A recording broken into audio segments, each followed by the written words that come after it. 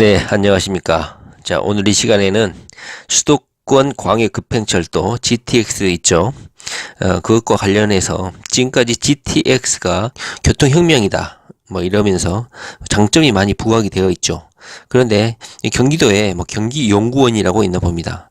그곳에서 GTX 개통이 꼭 부동산 시장의 대형 호재만은 아니다. 그다지 큰 영향을 미치지 않는다. 이런 전망을 내놔서 눈길을 끌었습니다. 그래서 그 부분에 한번 살펴보고 도대체 그 근거를 뭘로 들고 있고 또 그것을 해결할 수 있는 대책은 뭔지 한번 짚어보도록 하겠습니다. GTX 계획 노선도 A 노선, B 노선, C 노선 이 노선도는 하도 자주 봐가지고 이미 우리가 눈에 익어 있고 장밋빛 미래를 항상 예상을 해보게 되지요. 그런데 경기연구원이라는 데서 GTX 개통에 대해서 이렇게 부정적인 전망을 내놓으니까 당연히 눈길이 갈 수밖에 없는 거죠. 도대체 무슨 근거로 이런 분석을 내놨는지 한번 살펴보도록 하겠습니다. 수도권 광역급행철도는 흔히 교통혁명이라고 불리고 있죠.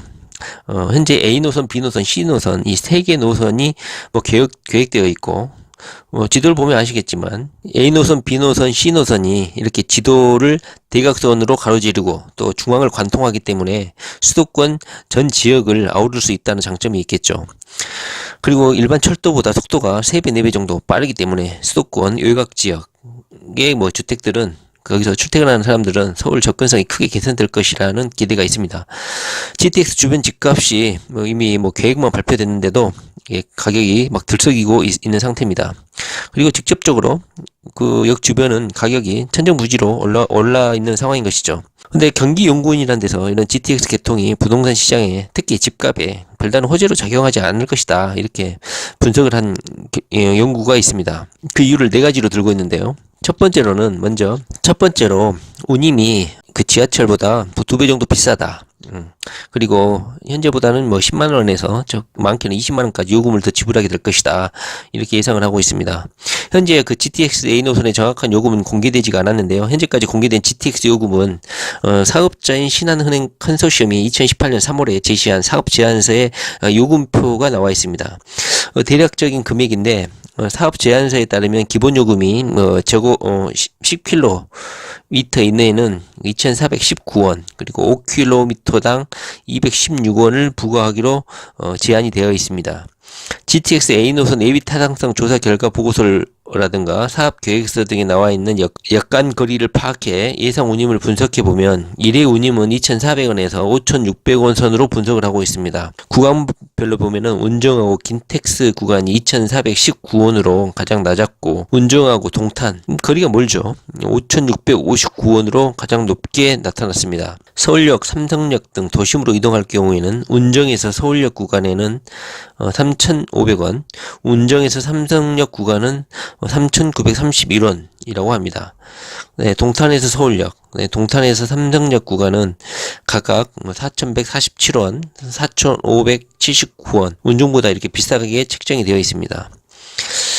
평일 약 20일 정도 왕복해서 이용을 가정한다고 하면은 가장 최저 금액이 10만원을 넘게 되고 킨텍스에서 서울역 그 다음에 킨텍스에서 삼성역 구간은 13만 9,960원 약 14만원 돈 그 다음에 14만 8,600원 정도로 예상이 됩니다. 이 금액은 다른 지하철이라든가 고속버스와 비교해서 약 2배 정도 비싼 수준이라고 합니다. 그런데 현재 이것은 약간 물가 수준을 아직 고려하지 않는 금액이기 때문에 막상 개통할 시점이 되면은 요금이 발표되고 그리고 결정이 될 때는 5년 후에 물가 상승률이 고려되어 반영될 것이기 때문에 현재보다는 상당히 비싼 요금으로 책정이 될 것이다. 그리고 국민들의 불만이라든가 이런 여론이 조성되지 않을까 싶습니다.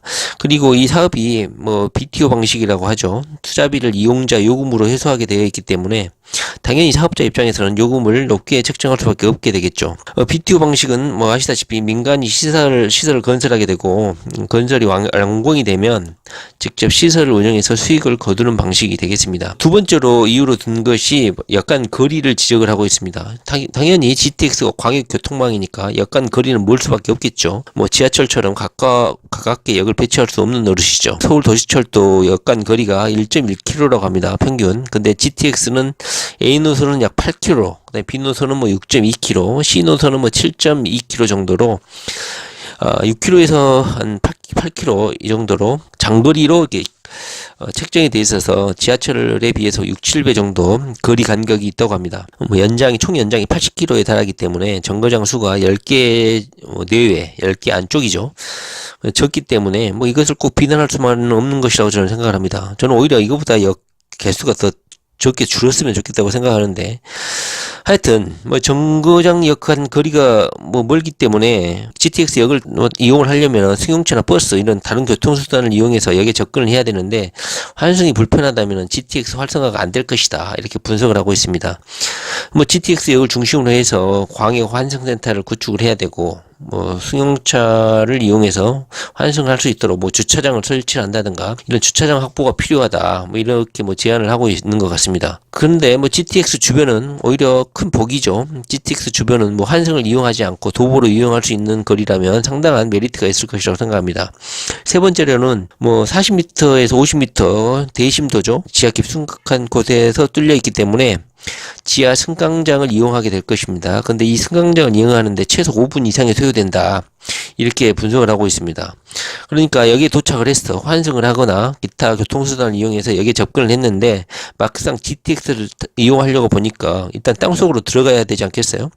들어가려면 지하 40m, 50m까지 대심도로 이렇게 역을 들어가려고 하면 승강장으로 오르내리고 뭐 에스컬레이터를 이용하거나 엘리베이터를 이용하게 될 것인데, 이것을 이용하는데 최소 5분 이상이 소요된다는 거죠. 에스컬레이터로는 뭐 4분 이상, 그다음에 엘리베이터를 이용하면 뭐 7분에서 5분 사이 이렇게 소요된다고 하는 거예요. 만약에 출퇴근 시간이라든가 이럴 때는 뭐 사람들이 엄청 몰릴 텐데, 저기 신안산선도 마찬가지고 GTX는 에스컬레이터보다는 엘리베이터를 주로 이용하겠다, 이렇게 발표를 했었죠. 그러다 보니까 엘리베이터를 많이 설치해야 될 건데, 출퇴근 시간대에 사람이 몰리게 되면 당연히 이용 시간도 밀리겠죠. 이용 대기자도 밀릴 것이고, 뭐 5분에서 7분이 걸릴 게 아니라 10분에서 뭐 15분 이상도 걸릴 수가 있는 것이죠. 그러니까 여기서 도착하는 시간, 그 다음에 엘리베이터를 이용해서 지하까지 내려가서 GTX를 이용하는 거기까지의 시간을 합하면 실제적으로 소요되는 시간은 이거보다 상당히 더 소요될 것이다. 그 다음에 네 번째로는 이 GTX 열차의 그 배차 간격을 단점으로 꼽고 있습니다. 배차 간격이 당연히 길겠죠. 퇴근 시간대 뭐 서울 도시철도 배차 간격이 평균 3분 4초라고 합니다. 그런데 GTX 배차 간격은 이거 2배인 6분 이상이라고 합니다. 뭐 이 시간 배차도 나쁘지 않다고 생각하는데, 문제는 배차 간격이 늘어나면 그만큼 혼잡도가 극심해질 것이라는 것이 문제로 보입니다. GTX A 노선의 경우에는 수도발 SRT죠. 수도 동탄 구간을 공유하기 때문에 노선 용량이 부족하다고 하죠. 그래서 배차가 줄어들 수밖에 없는데, 신분당선 연장이 지금 계획되어 있고 공사 중이죠. 신분당선 서북부 연장, 그러니까 동빙구하고 삼성 이 부분이 서울시 요구대로 GTX A 노선 선로하고 같이 혼용을 하게 된다면 GTX 배차 간격이 더 길어질 수밖에 없게 될 것 같습니다. 신분당선의 영업 속도는 서울 지하철보다는 훨씬 빠른데 시속 90km 정도이고, 이건 GTX하고 혼용을 하게 되면 뭐 운행 속도가 GTX가 실제로는 100km를 넘는다고 하지만은 이보다 더 속도가 떨어질 것이다, 이렇게 예측을 하고 있습니다. 그럼 이 단점을 해소할 수 있는 방법이 무엇일까? 그래서 방법을 제안을 하고 있는데요. 첫째는 그 전기 이용자들이 많을 거 아닙니까? 가장 불만인 것이 요금 부분일 것인데, 전기 이용자에 대해서 할인 혜택을 부여하자. 그리고 뭐 GTX가 이러한 여러 가지 단점에도 불구하고 저는 성공적으로 정착할 것이라고 생각하는데, 비용 부담은 당연히 될 수가 있겠죠. 그러나 시간이 곧 돈이죠. 시간의 단축으로 인해서 충분히 보상될 것이라고 저는 생각이 됩니다. 그리고 교통 비용 운임 같은 것도 현재 KTX나 SRT 운임 구조처럼 전기 이용자한테 요금 할인을 도입할 수 있기 때문에 그렇게 큰 장애가 될 수 없다고 생각을 합니다. 요금 부담 완화를 위해서 전기 요금 할인권 도입을 뭐 제한되어 있는 상태고요. 해외에서도 이미 전기 할인권이 보편화되어 있는 실정입니다. 이런 광역 교통망에 있어서 말이죠.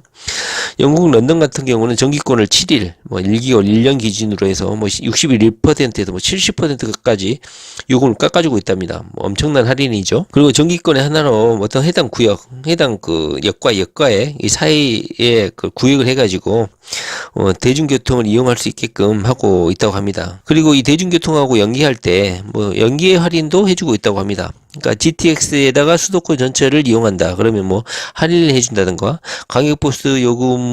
광역버스를 이용하게 한다 그러면 또 할인을 해준다든가, 이렇게 GTX하고 그 주변 교통망하고 지금도 하고 있죠. 환승 요금을 또 할인을 해주는 방안을 도입하면 뭐 요금 문제에서 어느 정도 해소가 되지 않나, 이렇게 뭐 분석을 하고 있죠. 그 다음에 뭐 고속 엘리베이터 중심의 그 수직 이용자들 이렇게 이용하게 될 것인데, 이런 엘리베이터를 이용할 때 동선을 잘 설계해야 될 것이고, 그 다음에 이 GTX하고 일반 도시철도하고 또 연계를 해서 사용하게 될 것인데, 이런 노선이나 선로가 혼용을 하게 될 때 노선 배분을 잘해서 선로 혼용에 있어서의 뭐 경제성이라든가 시간 절감을 좀 고려해야 되지 않나, 이런 재검토가 있어야 될 것이다. 그 다음에 GTX역 중심으로 광역 환승센터를 구축해야 된다.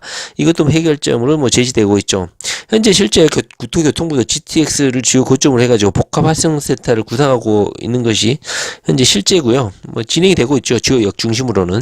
이렇게 몇 가지 알아봤는데요. 제가 보기에는 뭐 이런 단점에도 불구하고 GTX는 훨씬 장점이 많은 교통수단이라고 생각을 합니다. GTX는 2019년에 뭐 파주하고 운정, 그리고 경기 동탄을 잇는 A 노선이 현재 착공이 되어 있고 2023년에 개통을 한다고 하는데, 뭐 최대 2014년, 멀게는 2015년까지 이어지지 않을까 그렇게 생각을 합니다. 그리고 재정 사업이기 때문에 일부 구간은 공사 속도는 훨씬 빠르지 않을까 이런 생각이 듭니다. 그리고 경기하고 양주하고 수원로 가는 C노선은 2018년 12월 예비 타당성 조사를 완료했고 현재는 기본 계획을 수립 중입니다. 그리고 추진이 현재 가장 느린 B노선 송도하고 마석 구간은 2018년 9월부터 KDI 예비 타당성 조사를 받고 있고, 아마도 2019년 상반기에는 예비 타당성 조사 결과가 나오지 않을까 이렇게 생각이 됩니다. 현재는 오늘은 그 GTX의 그 장점만 부각이 됐는데, 그 경기연구원이라는 데서 GTX 개통이 꼭 뭐 집값에 뭐 호재만 되는 건 아니다, 이런 단점을 해소하지 않으면 뭐 그다지 큰 영향을 미치지 않을 것이라, 이런 분석을 내놔서 한번 살펴봤습니다. 뭐 제가 보기에는 그다지 눈길을 끄는 뭐 장애점은 보이지 않습니다. 기껏해야 뭐 환승 체계라든가 요금 부분을 지적하는데요. 제가 보기에는 그 수도권에서 멀리 떨어진 그 수도권 외곽 지역에서는 그것을 압도하고도 남는 장점이 바로 이 시간 단축이죠. 요금은 크게 장애가 되지 않을 거라고 생각합니다. 그리고 민원이 많이 제기되고 국민들 상황가 많으면 요금 할인 제도를 통하거나 이런 여러 가지 혜택을 통해서 충분히 상쇄할 수 있다. 그렇기 때문에 GTX는 집값에 막대하고 큰 효과가 있을 것이다. 저는 그렇게 분석을 합니다. 여러분들은 어떻게 생각하세요? 자, 오늘 방송 마치겠습니다. 감사합니다.